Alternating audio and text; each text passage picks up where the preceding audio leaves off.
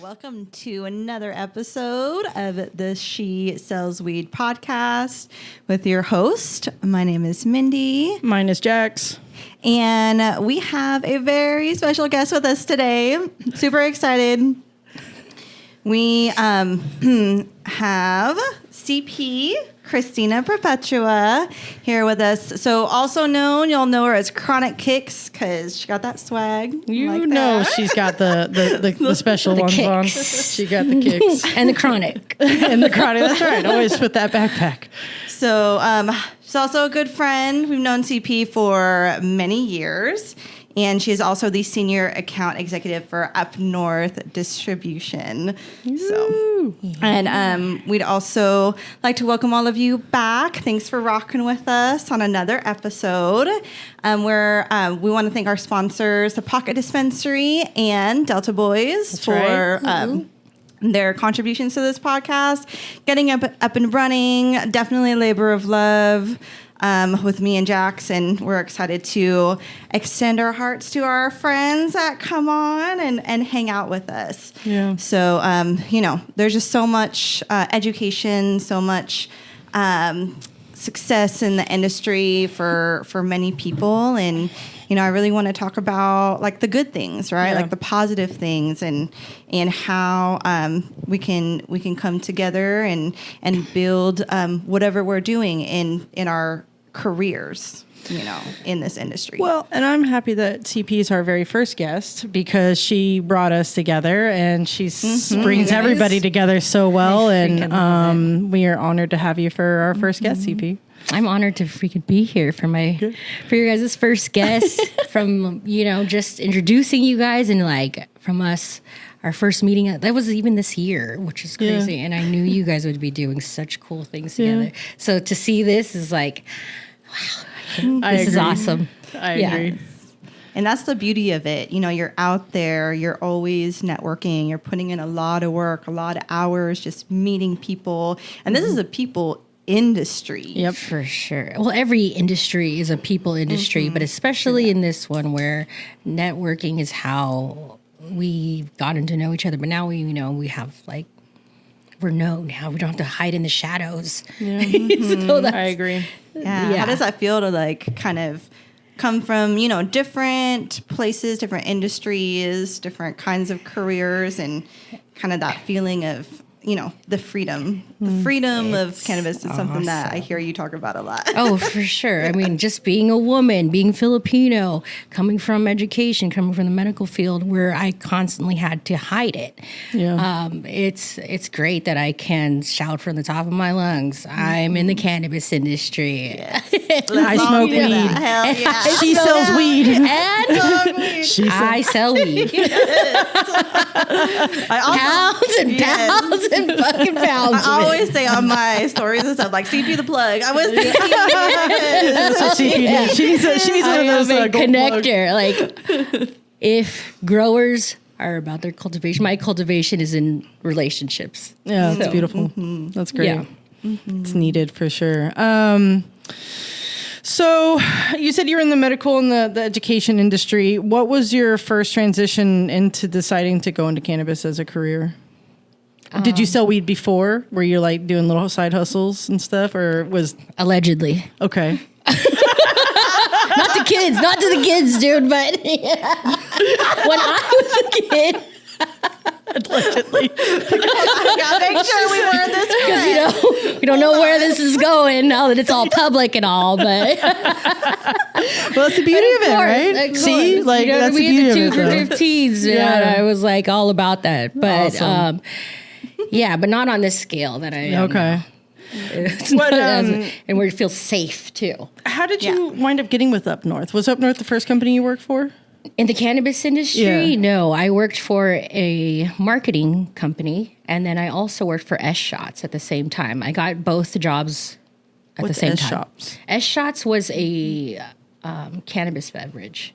That's where I met you. Oh, we were doing okay. a drink thing. Yep. So then I was a BA for S.S.W, and then also doing social media managing for like FloraCal, Artisan, Coastal Roots, and then S.S.W too. Oh, wow. Okay. Yeah. Cool. And then you winded up, is that how you got connected to Up North, is doing the BA work? Yes, Okay. because that's why I tell BAs all the time, like, you never know who's coming into the shops. So just always be on your best foot. And like, I got a ton of job offers through that. Just like putting yourself out there, basically. Interesting. Yeah. So that's like a good pathway. So if somebody wants to get into becoming a sales rep, the BA pathway is kind of the best route. Yeah, because you're used to talking to everyone in the dispensary, and then you're going to hear a lot of no's. Yeah, you get used to no. Like, I don't even hear no's anymore. Yeah. It's like, I hear maybe now. talk Just to you not later. today. Just not today. Yeah, that's what I hear. Wait till they show up. They do. They always come around, especially if you're consistent enough. Yeah, I think Here, I'm you're, gonna pass this to you, you know, Miss you CP. have Okay. Yeah, a we lot can of do the little- accounts in your territory, and most of the dispensaries in certain cities carry the Up North distro products. So that's It's been great to be part of the team where we've been. Yeah, it's a big, you know, it's a big thing to be able to do that. Yeah, my territory even expanded. So So where are you to where are you now? Dixon to Tahoe to Tulare. Hanford. Tulare, that's like way central Southern California, Yeah, right? Yes. that's it's a big span. My California little- right there. joke, sort of, is when you see a water tower. That's me. Because she's everywhere. No, because like Central Valley has a lot of water towers. Oh. That's what they have in their cities, dude. I think it's just the tallest things out there because it's so flat. Yeah, It's like you're like, That's what I'm like, I can see We're that. gonna see a water tower. Yeah. We have trees where we live, you know. That's why it's even hotter out there, dude. Oh, I know. I've tried to move down to like the Southern California area, Palm Springs in particular, twice now for weed to like work down there. They have a big weed scene down there, and every time I just cannot live without trees.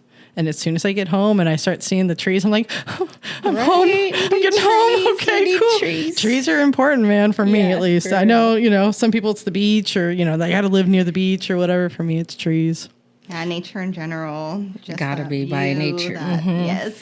That's why I say I love living in Sacramento, because we can go to the beach, we can go to the mountains, we Yeah. go to the desert. Yeah. Yeah. You can be surfing in the morning and snowboarding in the evening. Yeah, and I think, you know, say doing so much, like running that much territory or, you know, doing different things, running multiple different levels of capacity in your brain, you have to take that time to relax. You know, you have to go. Yeah, and you have gotta a go off good the grid. routine. Well- I'm kind of curious, like, what is you have a wellness routine? Like, what is your, like, thing that you like to do to unwind from all of the, you know, I and, do. yeah. Yeah. The solo trips, because I don't want to talk to anyone. I don't want to hear any. I don't want to compromise about nothing. Yeah. I just want to do whatever the heck I want to do. So, yeah. I do the solo trips out into nature. I love being by the beach. I love being in the mountains. I feel like that's all something water. we all relate on. I Yeah. think you and I both, it's like when we got the free time to go, it's like get up early I'm and out. hit the Yep. road. Bye. Yeah. You know, I feel the call to travel too. And it is interesting that there are so many different now, like, you know, networking, right? Like, and that is really important when you're building We're gonna things play up, Who Can when you're Drop the entering Ash. new places. So different places, like we want to connect with people in the United States. We want to connect with people in the world in this industry and see what we can all bring to the table from what we've learned in Yeah. our areas.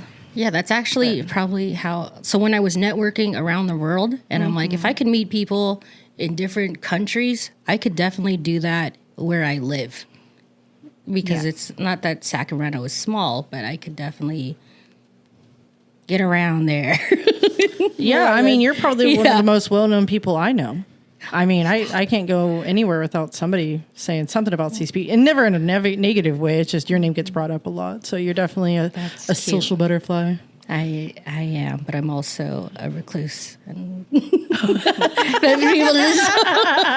see. She's got to that's my balance, we feel very blessed when we're around you. That's awesome. I need that alone time so that way when I am with people, I can, I try to be intentional about my energy. Yeah, that's your wellness. You're like, I need to recharge. It's like a battery, and we all have that. Right. I'm learning that too, like how to take care of myself better and, like really slow down or eat better and all these different things. But, it's trying to have a better quality of life, I think. And I think that's something that we can all like connect with in this industry is that my cannabis journey is about finding a way to just create a better quality of life for myself continuously and like always learning. And one thing is, we're talking about like bringing the fun into life, like bringing the excitement, the joy, and why wouldn't you, right? Like if you could, like why wouldn't you walk into this world like with this air of being happy and joyful and positive? I think that a lot of people get jaded from one reason or the other, right? I think that's a good word to describe it, with being patient with people. And I think that's the one thing I can like relate on a little bit that cannabis helped me with, is that I was a little bit of a jaded person. And when I found cannabis, it like has taught me how to be a better human, because I've gotten the opportunity to find my value and purpose in helping other people every day, and knowing that I'm making a real impact in people's lives. And then it makes me recognize that like I am powerful and deserving, and like I have worth and value. And I think that a lot of people come into this industry like that, with a little bit of jadedness, and we kind of see that with newer people coming into the industry. They might make weird mistakes or weird social mistakes, and it's like they're learning like that, like, oh, this is a community of compassion and caring, and we don't mess around with those bad vibes. And you bring that stuff around, like it's gonna weed you out really quick. So you kind of have to be on your toes of who you are, which means that you have to do the work, and so this cannabis, it makes me do the work every day. And I think that meeting people like CP, for me as a friend, I appreciate you dearly, because I know I'm going to get a little sappy here, but I appreciate you dearly because you've helped me in this short amount of time, like really be able to open up to somebody and then get really amazing feedback of like, hey, like, this is just, my opinion on things. And I really appreciate that from you, because there's times where it's like, I struggle with things, and we've had very deep personal conversations, and I appreciate those greatly, because there's not a lot of people we can have that kind of conversation with. And this is what brought us to that, it's that the weed that binds us all together, for real. It really is. It's the roots, it's all in the roots. They say happy roots, happy fruits, so we definitely become the roots of the industry, and I think that's really, really special. So anyways, back to normal interviews. Sorry, I had to get real sappy on the speechless out here. And then that's what I really got a lot of don't make me cry. Honestly. I think all of you would agree with me. Hella love you guys. Well, it's much love to you too. So I guess I have a couple questions for you. Like, what do you think it takes to be as successful as a sales rep as you are? Because Mindy was mentioning earlier, back to that topic, we would have to say are probably one of the very best, probably top 10, sales reps in the state of California. And we don't say that just because we love you. We say that because we work with a lot of people every day, and there's not many sales reps like you, and so what do you think you're doing compliment. Special? Yeah, I try my hardest every day, and so when it's recognized, don't get me choked up out here. But you got your yellow drink over there? Yeah, I'm just thirsty, dude. I told you we were going to go deep. I know. Okay, all right. Well, yeah, I do try so hard, and I genuinely love what I do and the people I get to work with. And so I think that's the difference in how I work and how other people do. You love this, not the money necessarily. Exactly. Yeah. I Because I think a lot of people go into sales because it's the money. The money. Yeah. And I didn't even, not that I didn't know what sales was going to consist of. Oh, okay. What was that like for your I first went into the experience? industry doing marketing, so I never, not that I didn't see myself like doing sales, because when I worked in a psychiatrist's office, I'd see sales reps all the time and see how they move and see what they do. I was like, maybe I could do that. Okay. So that's where I first learned how to do sales, honestly, in a Just corporate observing. setting. Yeah, interesting. And how they move with the doctors and what they do. So and how they talk to them, and yeah, I think sales can be such a great career path for people if you do it right, and you're with, I think, the right people and the right brand. Mm-hmm. How did you like choose? What brand was that? Did you think about it a lot, or did it just come, naturally and you just fell into it? No, so before I was even in the industry, I bought a bunch of different products from all different shops. And that's how I got to be a social media manager, because I would buy the products, make content of them, and post it, tag all the stores in the area that had it. I'd look on Weed Mess. So I was already doing some like product research already without even... I made a decision that I wanted to be in the industry. Mm-hmm. So I was like, I need to know about the products. And so the brands that I did try, like Up North and Fig Farms, I really loved already. Mm-hmm. Yes, so, they are very good quality. And Space Chefs even, like before, And I met them before I was even with the industry too. So it's like, they were cool to me as a customer. Mm-hmm. So I knew it would be great to work with them already. Yeah, and the opportunity came up to work with Up North Distro, and I'm so glad they took a chance on me. Yeah. Where did you start with them? Where did I? Did you go straight into being a sales rep? Yes. Okay. Yes, I started. Where did you? Where was your territory? Because you said that you Sacramento. Just Sacramento. Sacramento. So it was just Dixon to like Shingle Springs. Okay. Down to Merced. Okay, just a nice little territory, nothing too wild. Nice little territory, nice chill. Nice, it was so cute. So cute, she says. It's got to be so good. Well, it's a good job. I was saying earlier that we were saying earlier. What was your first account? Who was your first account that gave you a chance? That. Oh gosh. Wow. You think you would remember your first, huh? Been so many for you, CP. I want to say it was Davis, honestly. Yeah. F Street or no, the main stage? Davis Cannabis. Oh, okay. DCC. DCC.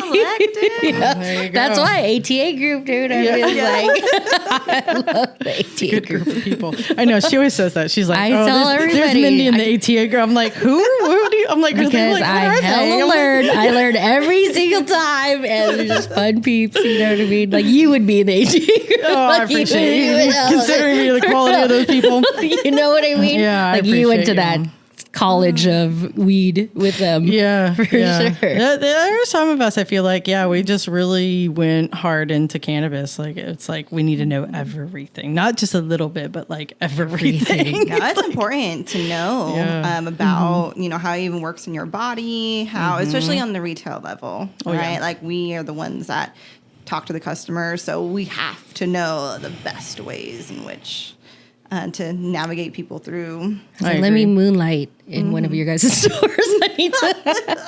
I could let you bud 10.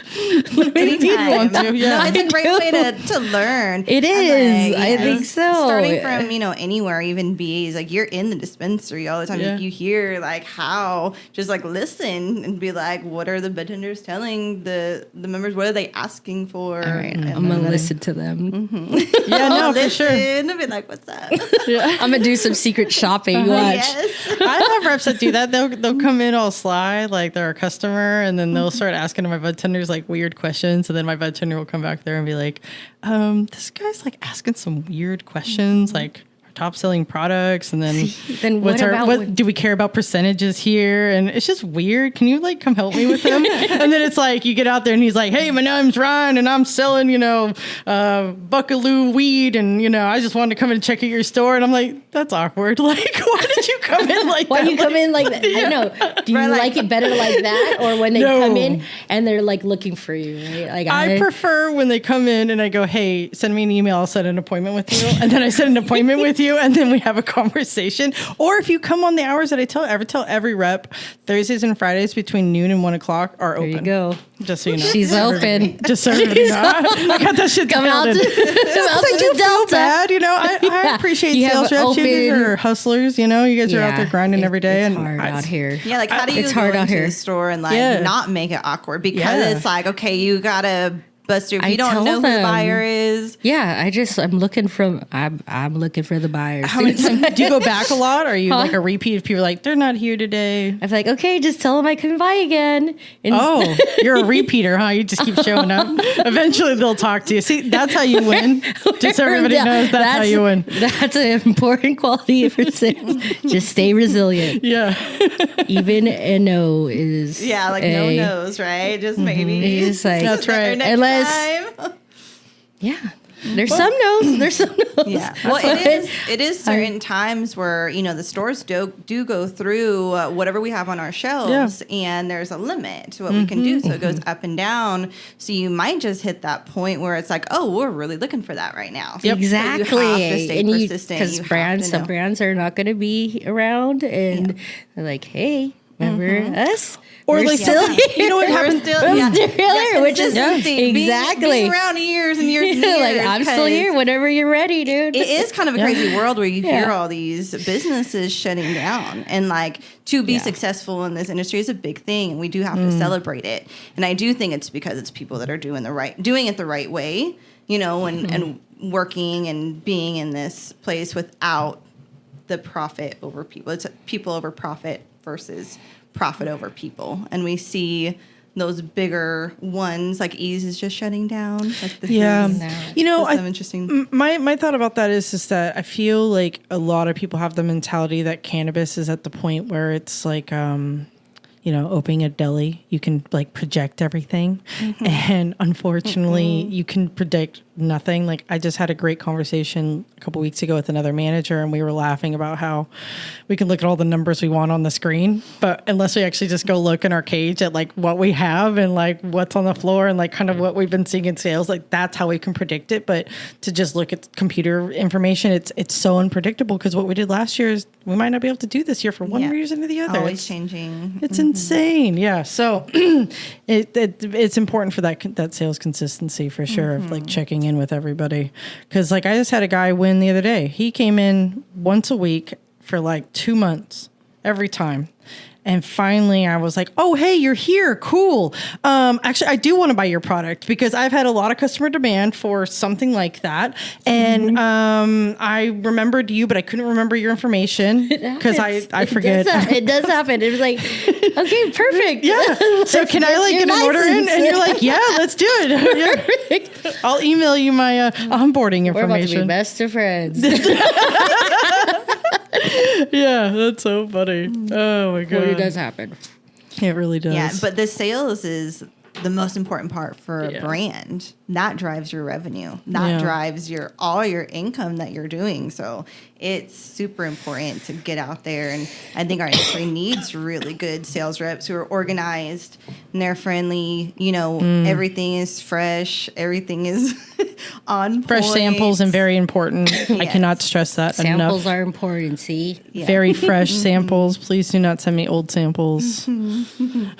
It happens. I'd be embarrassed. Bro. I'd be embarrassed. They're like, this stuff's so good. It's indoor, blah, blah, blah, blah, blah. And then I get it back there and open it. And I'm like, this is from February? Like, this is what you're giving me? Like, no, I'm good. Thank you. Yeah. And it's already a big issue. It's a thing to have the freshest weed that you can because it has to be on a shelf. But that's right. If you have something that's top quality, and there is that peak where you want that brand to be represented in that right way with that freshness and tact when it gets to the customer nobody wants no crusty, you know, if you're paying a lot of Exactly. money for it. So. Yeah, well, I mean, I always say, like, as a buyer, for me personally, like, I try not to look down on people that can't afford top shelf. Let's be real. Like, you buy top shelf because you can afford it. If you didn't, if you could afford it and you weren't buying top shelf, I know there's a few handful of people out there that are like that, but it's very rare. But I think that it's important to try to find like the best of the best in every category. So like even my $20 ace, like I care about that too, because sometimes people come in here and they're like, I have reps that come in and they're like, yeah, well, it's just cheap. Like they don't care. And I'm like, I care. Like I'm not selling that to somebody just because it's cheap. Like Still spending their hard-earned money on it. no, dude, just like our favorite brand that's no longer with you guys. I'm not going to mention names, but like they're one of the better brands in that price category for what you're getting. Like say too. Yeah, it's like wow, okay. The WR stuff. Yeah, it's really interesting because Wide receiver.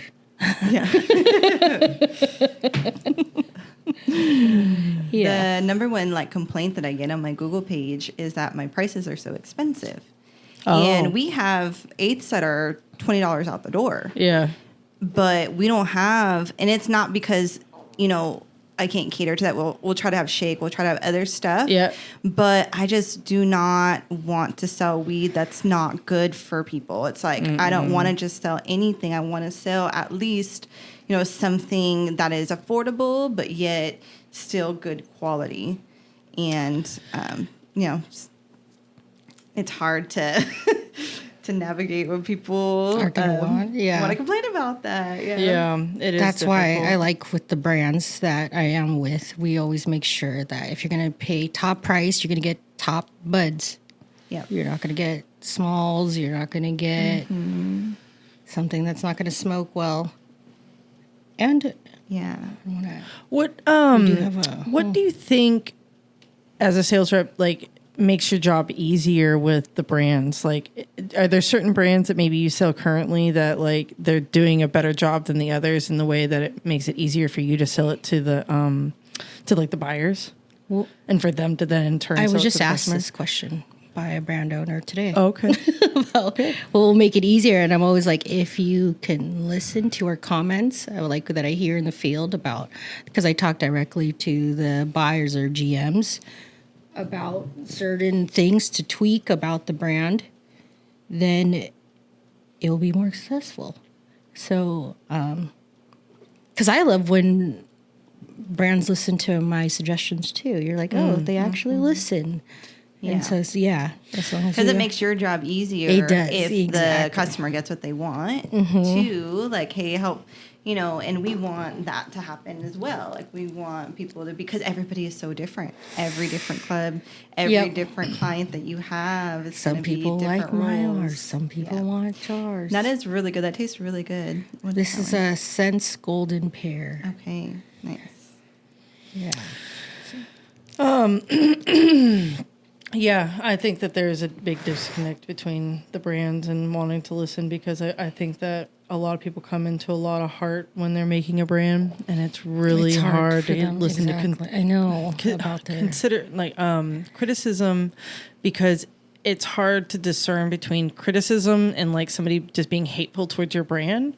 But I think that the one thing you can do is just look for the pattern. Like if you're hearing it more than once, if you're hearing it twice, you're hearing it. And that's how I deal with it at my store, is that if somebody comes in once and complains about something, it's like, okay, whatever.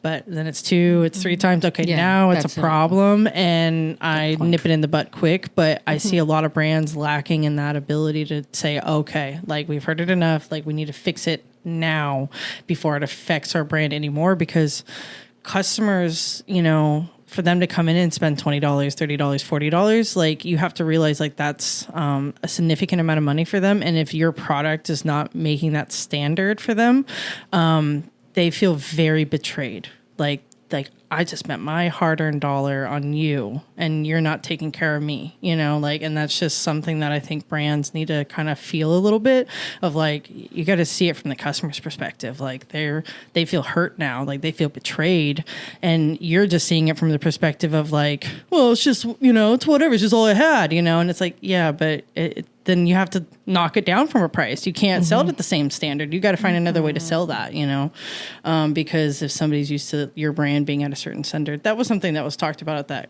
thing that you were at a while ago, that panel that I thought was really good with what he said was that, it's like brand should have like a sub brand where it's like, this is just not meeting the standard of triple X. Like it's going to go on to triple Q now. It's a triple Q product, just so that they can move through it, but that they're not missing with that. Yep. It's in the A's and the B's. Yep. You got a B brand and an A brand. Yeah. So, So, what do you think is the most rewarding part of what you do in just doing some your checks. specific area? So, like the travel, the sales. What do you like the most about it? I like the people I get to work with all the time. I love coming by the shops and just the love that I give comes back to me even threefold. So I freaking... We like to see people come through the stores. Like, we love it. If we're carrying this your whole product, you're like, you better come through. Or else. And that's why I'm fucking everywhere all the time. I like all the shops at least once a month. Hey, here's some lumpia. I know. No, I love it. I love trust me, shout out to the reps that are getting out there and visiting their stores, because honestly, like it does go a long way, especially for us retail folks. Like we're kind of trapped a lot at stores and can't get out. And some of these brands that we've built relationships with through consistent sales, we'd like to see you. We'd like to see somebody we could talk to. I love seeing everybody. Consistency is super important too. So if we run out of something or it's out of stock, and it's our fault as the store that even if the brand does not have it inside, it is our fault that this is not there for them and they want to buy it. 100%. So having, making sure you have your menu, make sure you have your things in stock. It's super important, and that consistency is something that we value a lot. Yeah, when it comes to the brands and the sales.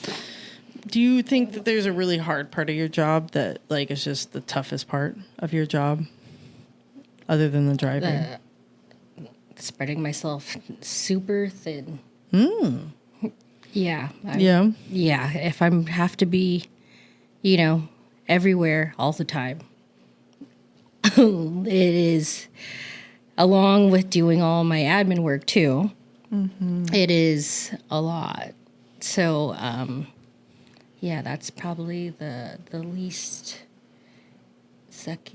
where I just have to find my balance of how to be everywhere all the time, but also have my time for my friends and my family and myself.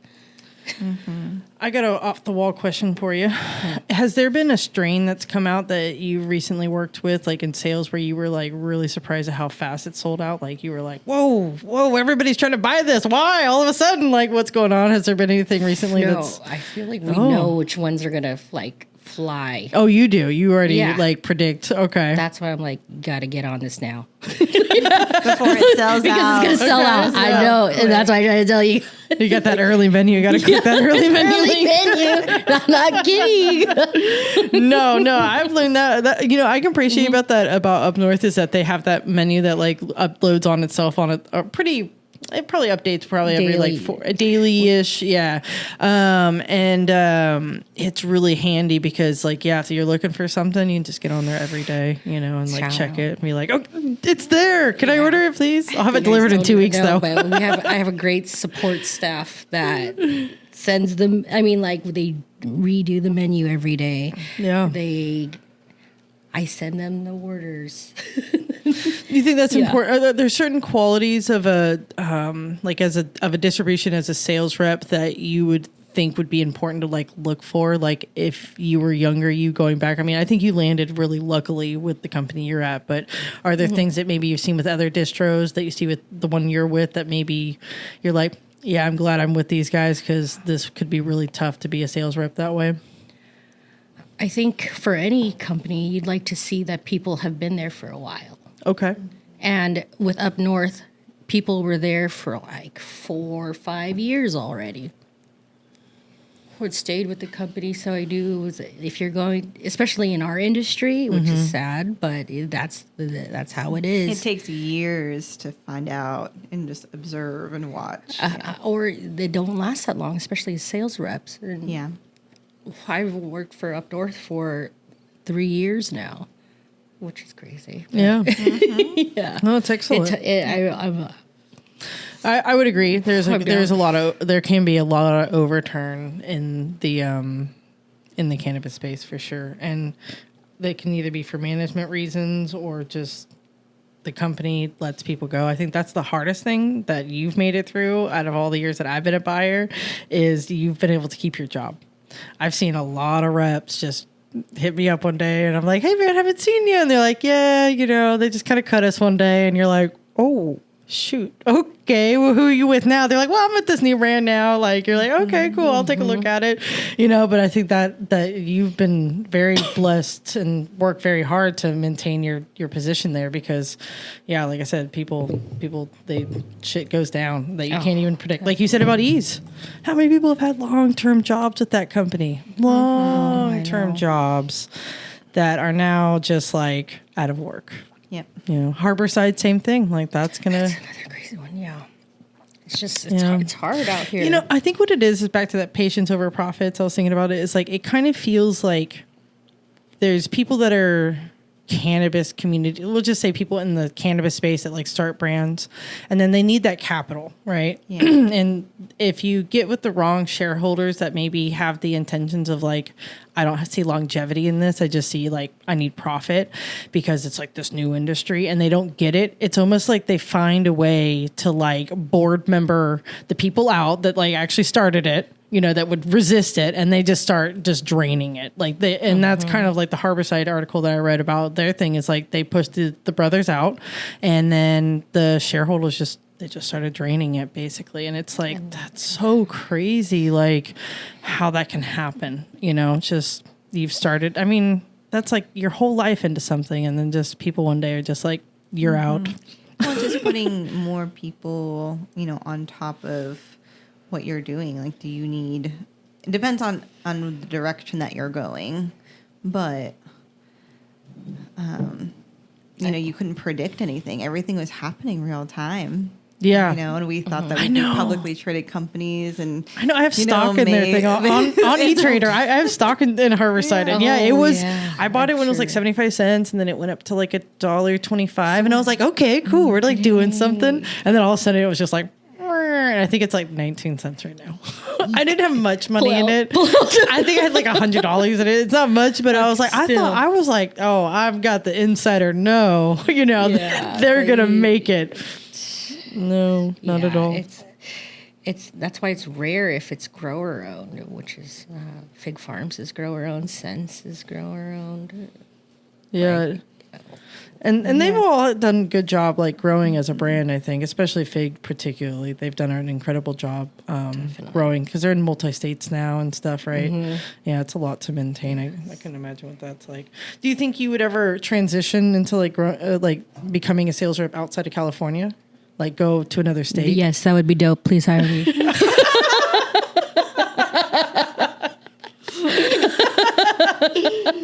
I would be down. It's like you got your bags packed. You know what I mean? Where am I going? She's like, yeah. She's like, I'll go to Arizona, no problem. That's funny. That's Central Valley. Yeah, right? Just kidding.